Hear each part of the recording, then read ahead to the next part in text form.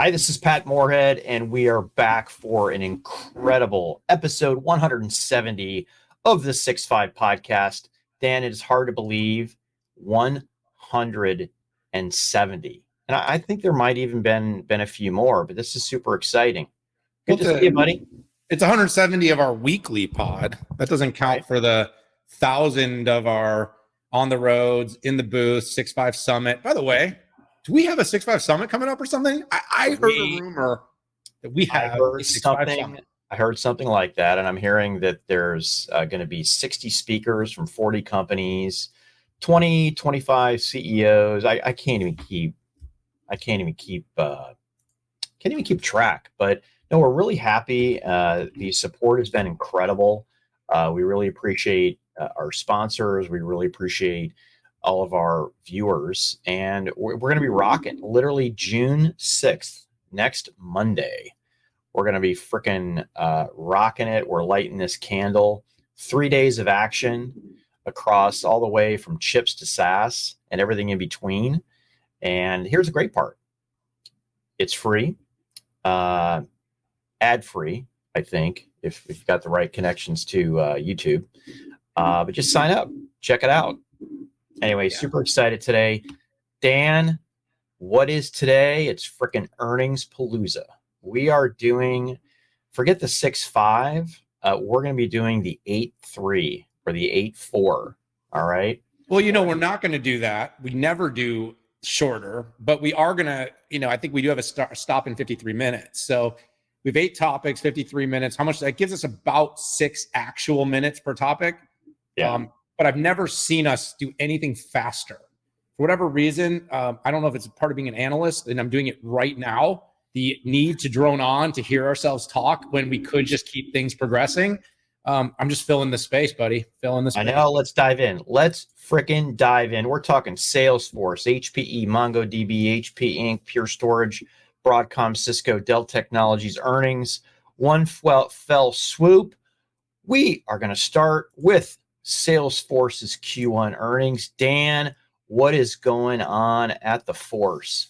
Hey, do you mind if I do a quick disclaimer just before I start talking about the stock? Yeah. This show is for information, entertainment purposes only, while anything I say or Patrick says can not be looked at as investment advice. Please just enjoy the content, enjoy our perspectives, and know that we're right, but don't invest based on anything we say. Okay, there we go. Boom. So look. Here we go. Thank you. My bad.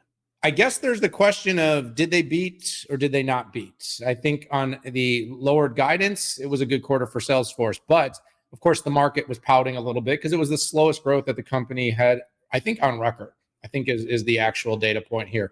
But let's look at what we're up against. We're up against tons of companies laying off lots of people. And despite the stronger than expected job market that we've heard about, those aren't information jobs. Those aren't the kinds of jobs that people are using Salesforce. Those are a different set and archetype. So lots of companies, the big tech companies, all these layoffs means less seats for SaaS. So Salesforce is working against that sort of macroeconomic headwind to grow the business. And yet they still grew the business 11%. They also froze prices, paying attention to customer sentiment. And, overall, the company is still on a good track. But let's be really clear what this quarter was about. This quarter was about Mark Benioff getting on the record and coming out and telling a story about AI. That's what this quarter was all about. He came out and he talked about, you have Salesforce GPT, you have Tableau GPT, you have Slack GPT. This wave going forward is going to be, it's time for Salesforce to get on the record, to contest that it's not just Google and Microsoft, that they have a real play to be made, and that this GPT, generative AI capability, is going to be meaningful for the business long term. Because really right now, with these kind of macro headwinds, with slowdowns, with prices being frozen, with the overall market, this is the time for the company to sort of reboot. It's made some important cost cuts. It was able to deliver on its earnings. But what it does need to do now is it needs to drive growth, and it needs to convince the market that it's got the answers for all this AI technology.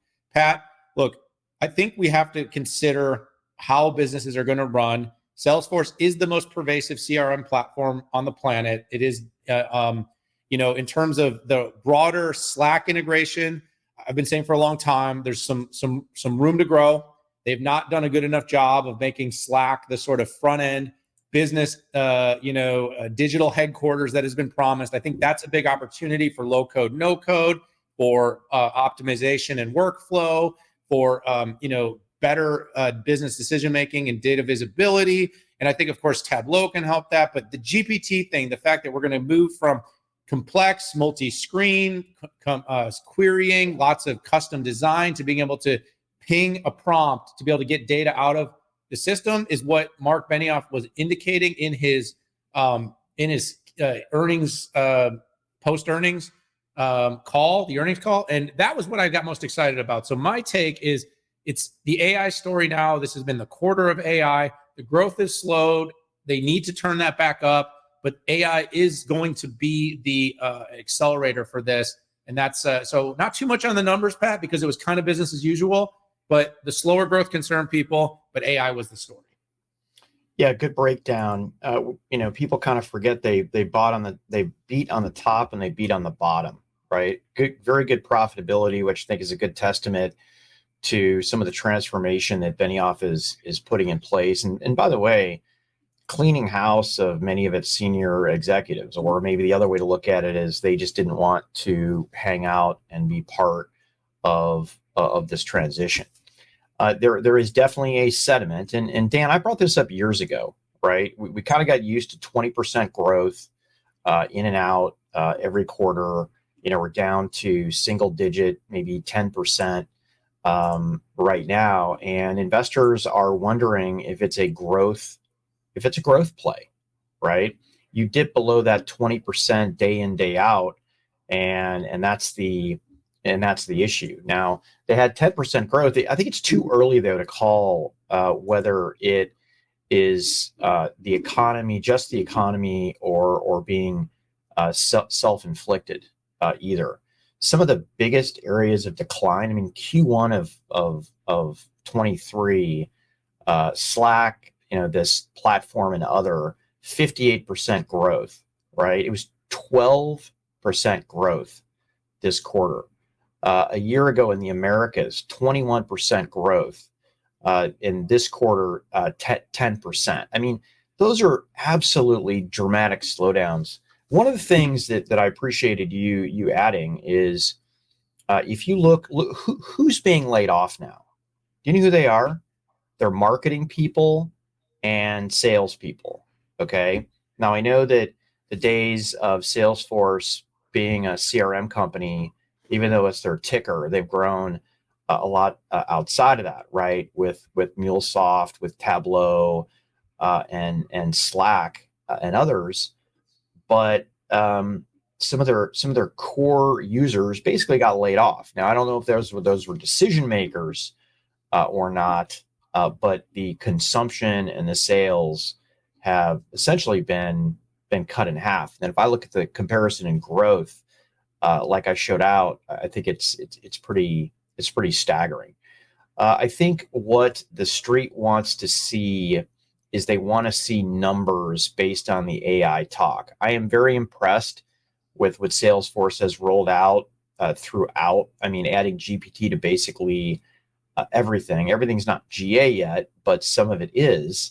And these are exactly the type of applications that you expect generative AI to add enterprise value. So I'm optimistic about how they're doing, and I look forward to kind of learning more about how their customers are using these AI integrations. And by the way, are they making more money?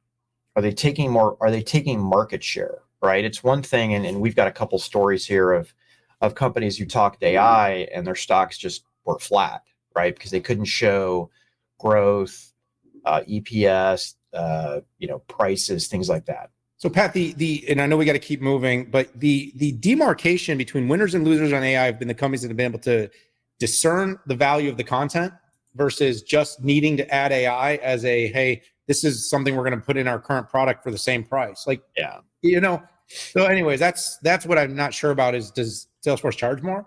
Does it actually yield more revenue, or is this kind of table stakes? Yeah, or to protect share. Protecting share doesn't get anybody excited in the street. So yeah, more research to go. Let's bounce to HPE, and I'm going to call my own number on this one. Yeah, you are. HPE beat on EPS by a pretty good margin, 6%. They missed on revenue, which is primarily that compute line there.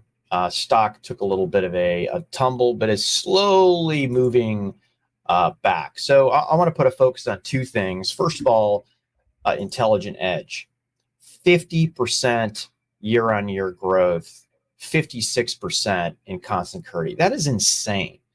I don't think I've seen a big breakout from HPE that big ever. And by the way, that's before the integration of the 5G and the security acquisitions that they made for the edge. It's absolutely stunning, right? I was also impressed. Record gross margin percent. They raised full year EPS guide. It's too bad that the street kind of yawned at that. Bookings, right? Hey, how durable is this? 1.5x the normal rate.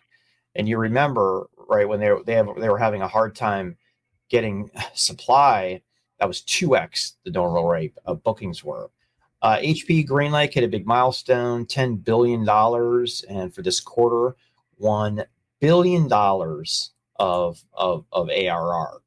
Little focus on HPC and AI, although it wasn't 56%, that group went up 22%. And in the call, Antonio called out that the AI portion of that grew even further. And I am really, really excited about what HPE Discover brings to the table. You know, HPE has some real high performance computing gems with Cray, the way that they do interconnects, the way that they do cooling, and then when you layer on top of that GreenLake, I'm excited about what's coming up to show. Yeah, Pat, I think you hit it on the head. There's some lumpy business with things like server that tends to cause some gyrations in the overall performance of the company. I think the ARR growth in the mid double digits continues to be the strength of the company. Its pivot to GreenLake continues to be sort of its core messaging. Can you put everybody on an as a service platform on-prem to kind of take advantage of this opportunity of hybrid cloud? I thought it was interesting when we talked about the company Slingshot Fabric. It's got a story around AI for data fabric that I don't think a lot of people are talking about. And I think, they've made a number of acquisitions in data management, storage related, and AI ops over the last few years. And I think there's going to be a chance for HPE to get that story in market and more appreciated, because I think things like that tend to get lost inside of the broader HPE portfolio. The HPC business showed a lot of strength and resilience. And I think in our conversation, you and I had the chance to talk to CEO Antonio Neri about the overall state of the business, and you felt a lot of optimism on his end. It was a pretty well managed quarter. They managed the margins pretty well. I think it's another company where really helping to explain to the market the value of the value of AI in terms of accelerating its growth. And that's, I think, where everyone's at right now. Is it's kind of this winding and bend in the road. Is there's the people that are continuing down a path knowing that AI has to be baked into a product, but there's not really a clear how does this help us make more money? And then there's the companies that are really clearly discerning this is how AI is going to help the business make more money, and people are getting really excited about that. But the diversification of the business is looking pretty good. It seemed like they maintained share in most of the areas where they were focused, but they're a story of subscription. They're a story of consumption. That's been the pivot. It's 4 years now into the pivot. The ARR, rising above $1 billion, and people want to see that number keep growing. Is it being fully appreciated and valued? I still don't think so, but I do think that as the crawl in the portfolio in that area continues to grow, the company is continuing to win customers, and that will eventually enable the value of the business to shine. So I'll pause there and we'll keep going. Yeah, let's dive into MongoDB. They absolutely crushed it. What's going on at Mongo? MonsterDB. MongoDB. Monster quarter. Look, the company had a huge growth in its big customer base. It saw revenues grow almost 30%. Another company that's been able to, tell an AI story, the operating database that enables you to build apps and take advantage of all this app data. So, the Uber experiences cannot be built without MongoDB. The company's still generating losses in terms of on an earnings basis, but they're growing faster than people are expecting. They're narrowing losses substantially on a year-over-year basis. Like I said, they're adding customers at a really good clip. And Pat, I think they're cementing themselves in the role that they have to play. Look, a developer data platform is going to be critical. They basically are able to come out and say, look, the AI breakthroughs are basically where software development is going to now start to shine. So embedding AI deeply into applications, the capabilities of AI are going to require a platform like what MongoDB offers for people to actually build applications that we're going to use, we're going to be able to utilize and take advantage. So, you also saw, Pat, some fairly strong growth in cloud.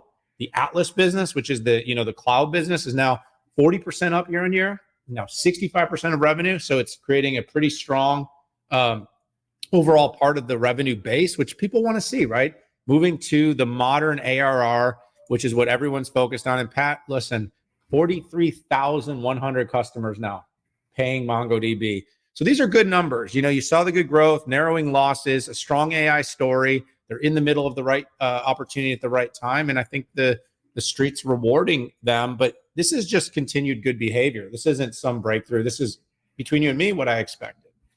Yeah, this is a great example of a company that puts together an operation, an offering, right? Database offering that is operational in nature. It's what you would put some of your most important applications behind, and then scaling it across to the multi-cloud. And obviously they've got a big presence inside of AWS. And, all the times we use throwaway lines like data is the new oil, and companies, being able to mine and leverage. I mean, companies like MongoDB are right at the center. I need to do a little bit more research to understand kind of their play in AI, but it's very straightforward to me. You can't have AI without data, and different levels of AI have different sizes and levels of big data.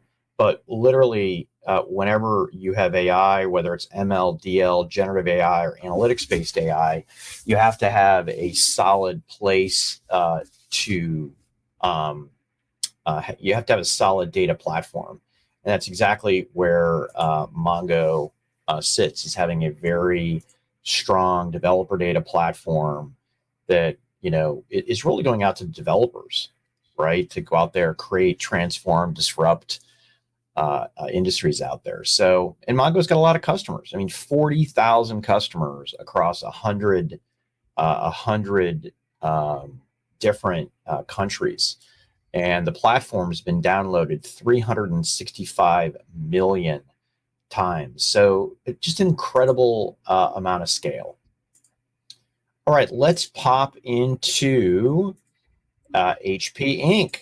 Hey, we're doing pretty well on time, Dan. Are we? Oh, you know what, Pat? This is actually a real pressure cooker for you and I to see if we can do this. I mean, when we've done our 12 fives or whatever we did, the doubles, it took us like 3 hours. Yeah. All right, off you go. So, company missed on top line, beat on EPS. A couple things really stood out for me, though. First of all, I mean, beating on profit at a time that demand is plummeting is a really hard exercise. And I give credit to Enrique and company, which, by the way, I appreciated talking to him on earnings day to kind of break this down a little bit. So operational excellence, this is hard to do, right? When demand is plummeting to beat on profits. So other things that I gleaned from the report in the call, sell out outperformed sell in. And what does that say? Is it they have good demand? And in the end, right, what is it about the PC and the printer market that is, at the end of the day, if end user demand has plummeted. And listen, it's nowhere near where it was a year ago, because kind of we're back to work, we're spending money on different things. I'm not going to use that word because I don't want to be monitor here, but yeah, a good demand. For the first time in a long time, the company also talked about gaining share, right? Gain share year over year, quarter on quarter, and not just, low end consumer stuff, but they're saying that over the past year, they've gained 2.5 points of commercial market share. The biggest question that came up, and it was funny, I don't know, felt pretty good about myself. The question I had asked Enrique was the same, was the first question he got on the call. And that was about, hey, why do you feel so good? Why do you have confidence in the second half of 23?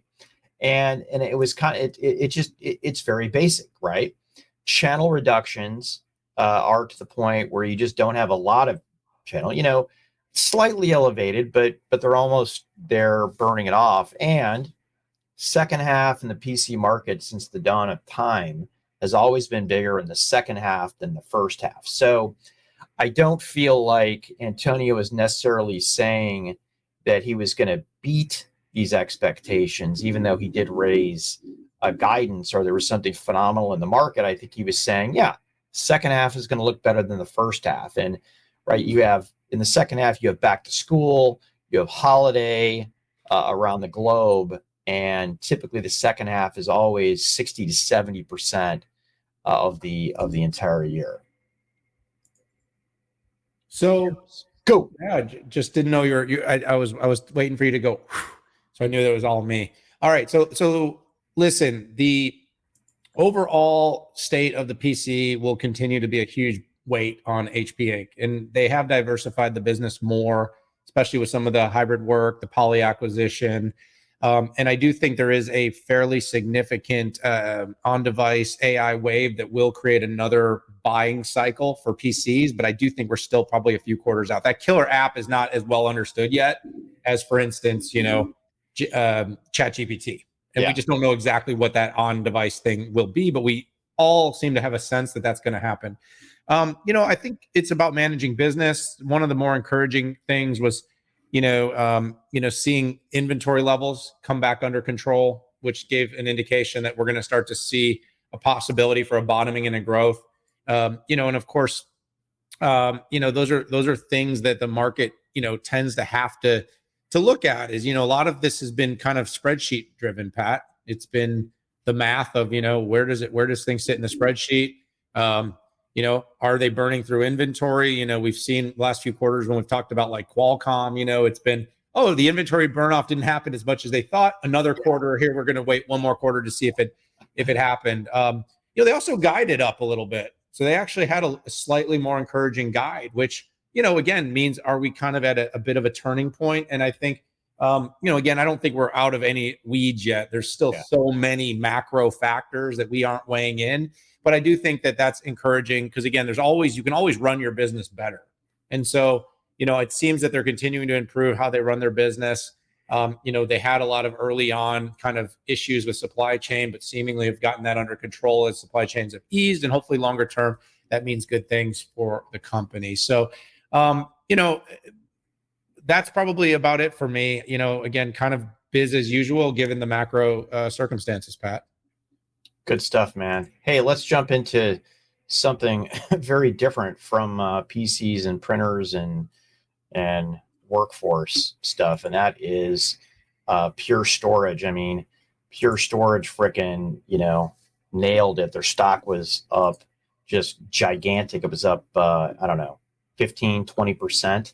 And this is bigly. Was it up bigly, Pat? It was. And I got to tell you, I just love what this team is doing at Pure, because they focused on software and they focused on the experience. And in many cases in their architecture, they came up with bladed architecture that allows you to kind of slot in what's good and what's not. Are you giving me the sign? Well, no, I was going to kick this one off, but you can. Oh my gosh.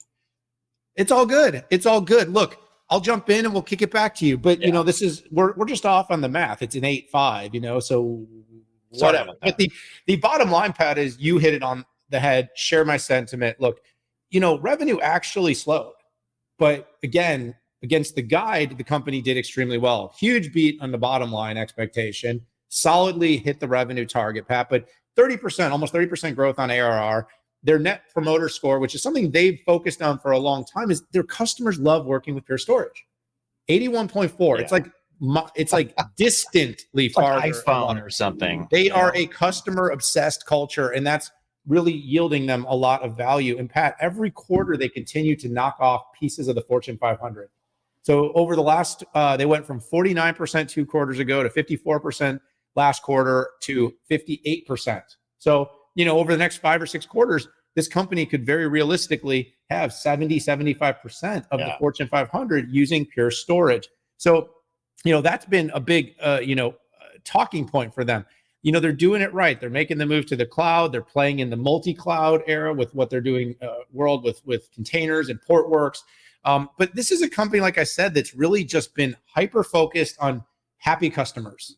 And in the world that we're in, that you cannot understate the value of being customer obsessed. So, as I watched their earnings, I listened through, you and I regularly talk to Charlie Giancarlo, their CEO. This company is just doing it right quarter on quarter on quarter. And, this was another really, really great result for the company. Like I said, despite slowing revenue, they're outperforming expectations and keeping their customers happy in the process. So strong numbers, strong results. And, Pat, as all this AI stuff kicks off, by the way, they had that kind of story. Storage is going to also be a beneficiary, especially any storage and technology that can make that data more accessible for inference. Yeah, everybody likes to talk about it's the CPU and the GPU game, which it is. It's big, but when you look at, you can't do any of that without storage and some incredible networking, as we talked about with Marvell, and we're going to talk about with Broadcom coming up. So, 29% growth in subscription ARR, record subscriptions with Evergreen and One, FlashBlade E, which, by the way, Charlie talked a lot on the call about literally the hard drive is dead. Okay. Now, I've heard that the hard drive was dead for 20 years. And it keeps kicking out with some of their new technologies, but with the type of algorithms they've put in to make SLC last longer, this is as good a shot as possible. Now, Charlie talked a lot on the call about AI, but the reason the stock flew was not because he talked about AI, but is because he knocked the ball off the covers. But I knew very early on with some of the a large social media company, essentially anything that you had to do fast that was high performance computing, they leaned on with them. Who was the early storage partner with NVIDIA on DGX? Oh, it was it was Pure, right? On the call, Charlie said they support more than 10 autonomous vehicle development companies doing machine learning. Okay, they did come out and cite Meta. Okay, Meta and their AI research supercluster that I wrote about on Forbes, where they're connecting 160,000 GPUs. So good to see them driving across there. The irony here is they're hitting low cost with E, and they're hitting highest performance with their highest performance products. And that's hard to do, man. So if anything, drive scale. Company did not disappoint on its crawl charts. I love its crawl charts. Customers up to 11,500, right? And they showed four years of crawl. They showed 3 years of crawl and RPOs, which of course is up and to the right. And of course, subscription ARR up and to the right. And they showed 3 years of that. So a company that is not afraid to share details. It's good to see. Dan, let's move on. Sorry for hijacking that one. Let's move on. Yeah, let's move on to Broadcom. You can hijack this one if you'd like. No, I was just actually sharing your tweet because it was so good, just so much data goodness in it, and I'm like, this is good. Finger point down, and now I'll get all the credit with the retweets. Exactly. There we go. So Broadcom, what you come to expect from Broadcom? Beat, raise. The beat, right, was small. The raise, the raise was a 5% raise. I mean, that is just absolutely bonkers in this environment. That 8% revenue growth overall was driven by next generation from hyperscalers. What could this be? What's incredible about this, Daniel, is that most people in the hyperscaler market are down. I mean, we saw Intel, we saw AMD, right, from a processor standpoint. So what could this mean? How about AI networking? So overall, semis were up 9%, which is incredible. Software is up 3%, which is really in line with those single-digit growths that the company wants to bring out.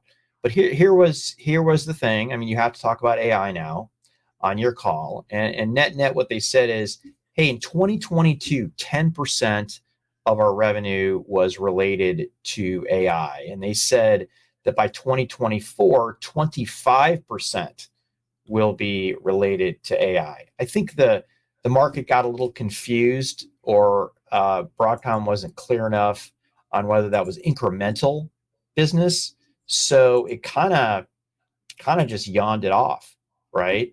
Not yawned it off. Actually, the company's up 3% today. It was weird, like up 4, down, going into pre. It was negative, in negative territory, but it looks like people have figured this out. So VMware, still expecting a close to fiscal, right? Closed already in Australia, Brazil, Canada, South Africa, Taiwan, and foreign control clearance in all jurisdictions.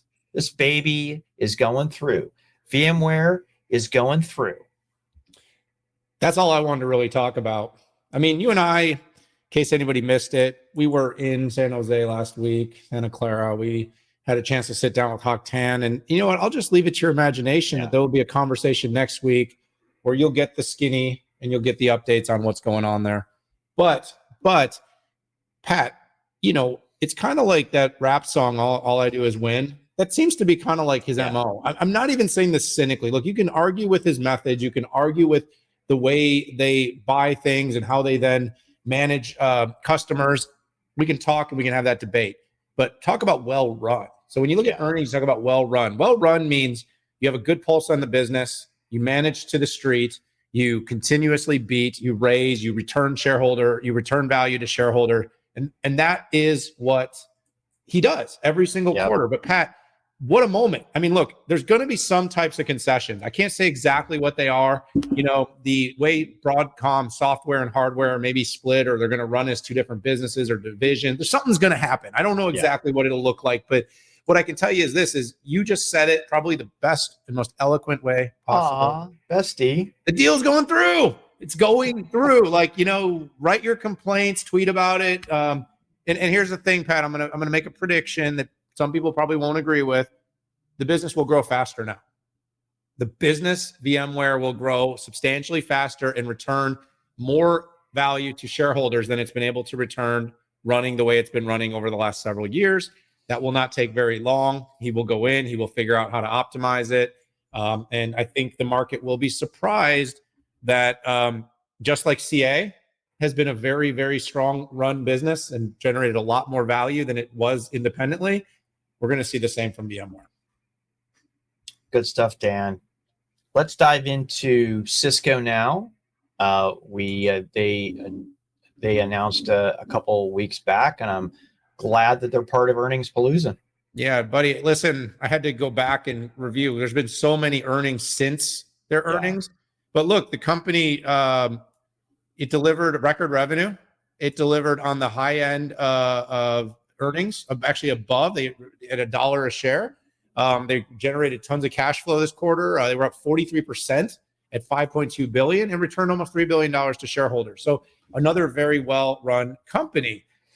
Pat, what I've been watching for with Cisco is, look, this is one of those companies that's on that sort of, it's on that tipping point between old, big iron, high value capital expense and getting to more recurring revenue. You and I have had sit downs. We've talked to Chuck Robbins. We've had talks with their CFO, Scott Heron. And as we've gone through these conversations, what we've found is that this is a company that's really aggressively trying to pivot perception.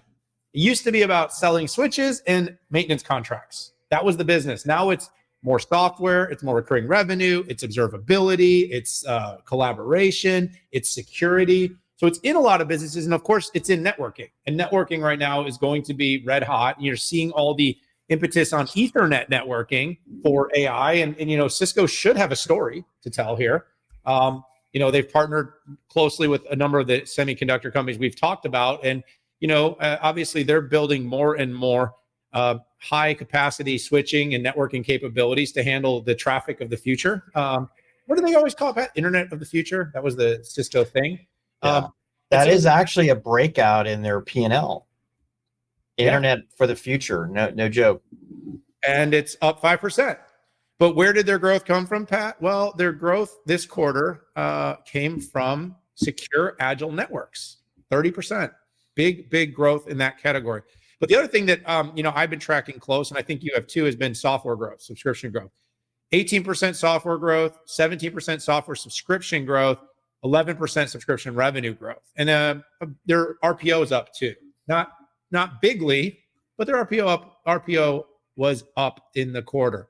We're seeing revenue growth globally across the world. So they saw growth in all their major markets this quarter on a quarter over quarter and a year over year basis.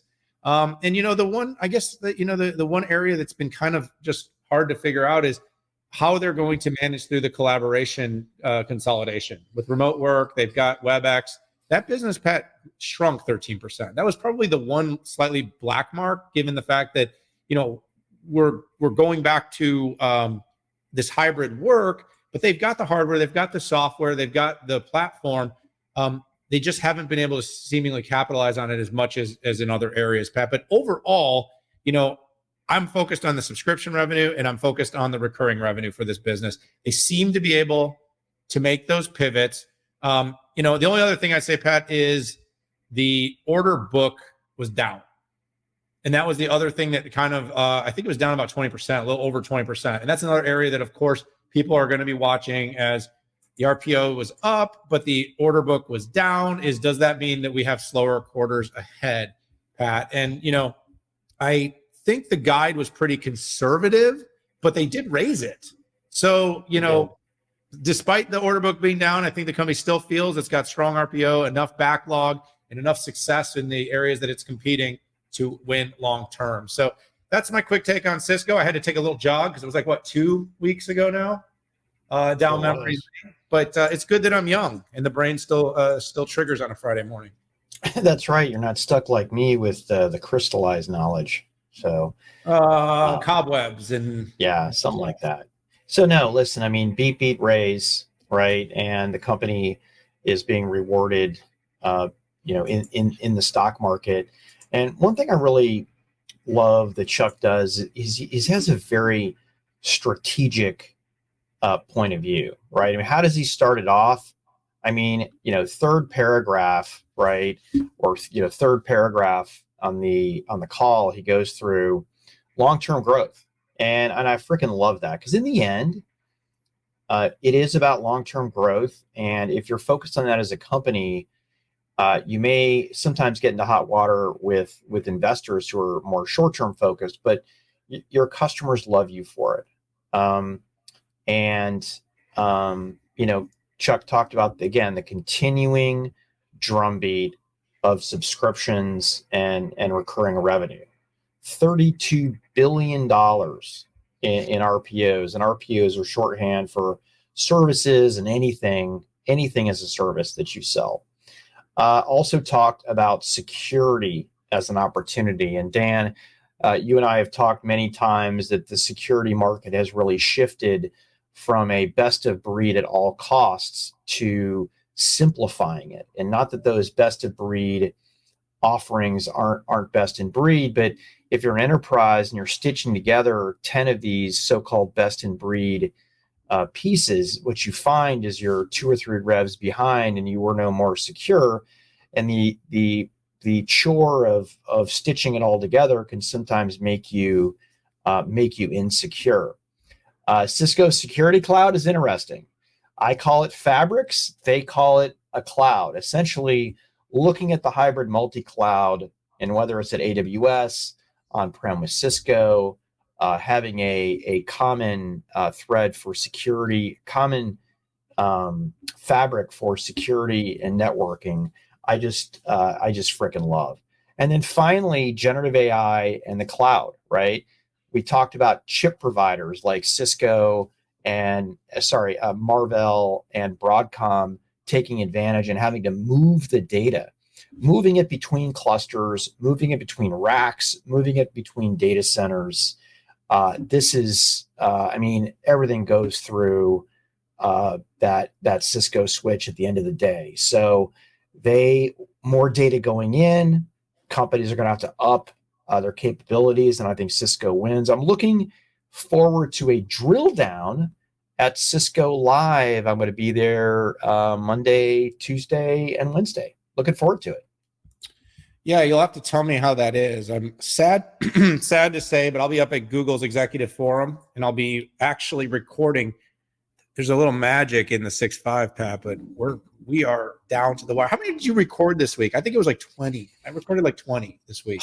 I lost count. Everything I put on my calendar is in yellow, so I just need to hit the yellow boxes. Let's not forget we were in Raleigh on Tuesday after the weekend, but pretty much it's 12, 14-hour days supporting the 6.5 Summit. But I got to tell you, it's worth it. Bringing content to our fan base out there really excites me. So, hey, let's dive into this last one, Dell Technologies. And that, I think, is you, buddy. Moi. So I think the Investor Business Daily headline says it all. Dell Technologies crushes first quarter earnings and sales targets, which I think was great. Didn't necessarily get a lot of credit out there for that, though, which is fine, but kind of sucks if you're Dell. I mean, they beat big on EPS, and they beat slightly on revenue. And who wouldn't have expected revenue declines in PCs and data center services and storage? I mean, pretty much everybody's down, right? Well, yeah, even Pure was down. They're never down. But that's just the way that goes. We saw compute light at HPE, and it's light here at Dell. The only company who crushed it there was Lenovo, who just continues to take share, and unlike HPE and Dell, participate in the hyperscale market. I thought the recurring revenue from a size standpoint, right, $5.6 billion. And think of recurring revenue as services plus as a service, which is, so Apex plus managed services plus break fix. I thought was a really good look for them. And Dell is a cash generation machine, very well-run company, $1.8 billion in cash, which I just think is exceptional. Final comment that I'm going to make, beep, beep, beep. What's up, WebEx? Final comment I'll make is I really do appreciate their slides that they bring in. That they really answer a lot of those deep questions that everybody wants to know, right? If ISG is down, well, how are they doing in market share and server, right? Well, they showed 10 years of server market share out there, 9 points of share gain over the past 10 years. Number one in external storage with share greater than 2, 3, and 4 combined, right? Sometimes like, oh my gosh, Dell, why didn't you knock it out of the park on storage revenue growth? Well, they're in everything. They're price band 1 into freaking Isilon that attached itself to an IBM Z, right? And everything in between. it's just a huge business. So as we saw, law of large numbers, hard to get meaningful growth percentage wise when you've got such a big business. And then on the PC front, okay, PCs are down, but hey, guess what? Most profitable segment, commercial PCs. They showed over 10 years of market share gains in commercial PCs, 10 points of share gain over the past 10 years. So kudos to Dell, just an extremely well managed business. The precision is pretty awesome. Yeah, I think you hit it on the head, Pat. And, when I sat down with the executive team yesterday and we did the run through, basically, my takeaway was exactly what I would have expected from Dell. Operationally really well run. The slowing of the PC market inevitably is going to impact the company's top line, but they beat revenue expectations. They well outperformed, almost double, I think, like about 50% above what was expected on an earnings basis. So they run the company really well. They're very humble. They don't overstate themselves. I thought they did announce at Dell Tech World a lot of innovation that I think the market can be encouraged about. The Apex portfolio is starting to come to life. And this is something that, you and I both said for some time is like, it's light. It was light.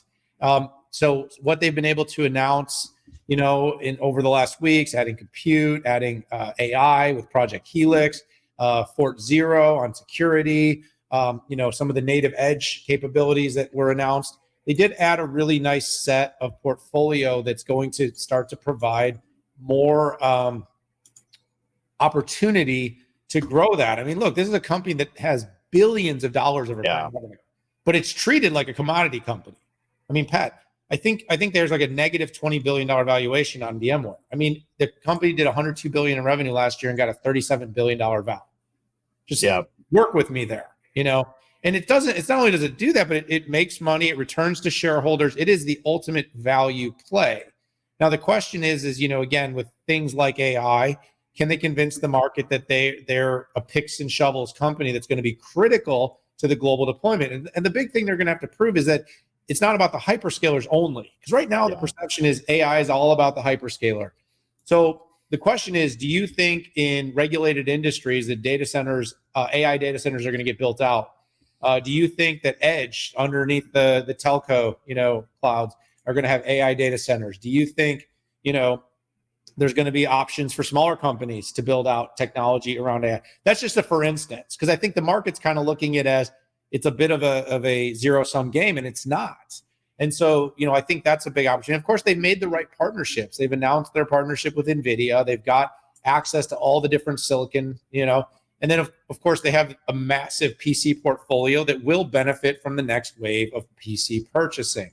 So, Pat, as I said, and you said pretty well, is the company's done a good job of presenting its positioning, its number one share in so many different categories. They're starting to really show that they have a bigger, broader serviceable market. They showed at one of their slides, Pat, that their TAM is almost doubling because of their service software portfolio. So it went from, about a $750 billion TAM in their traditional hardware market to now with all the services they've added, they have almost a $1.6 trillion market to go after. And so they're well positioned, they're well run, they're well led.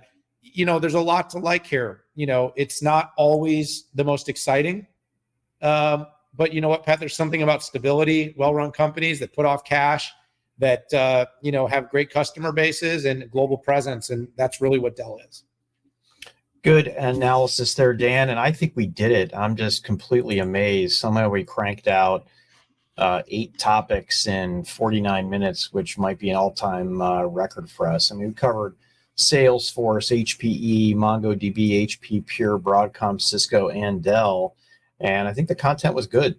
So it is definitely fun to be able to crank this stuff out like we do, and I think the ultimate measurement is whether audience likes this and found it valuable. I hope you did. Give us comments on these segments, and finally, sign up for the 6.5 Summit 2023. It's free. Thought leadership, strategic commentary from really technology industry luminaries out there at the highest levels of the company, chief executive officers, presidents, BU leaders, really a kind of an end to end. We hope you sign in. We sure do. So, Pat, I mean, Yep. should we call it a wrap here? Hit that subscribe button. Join us. Join us. Join us. Good stuff, buddy. Yeah, thank you. Wherever you're watching on the planet, good morning, good afternoon, good night, and thanks again.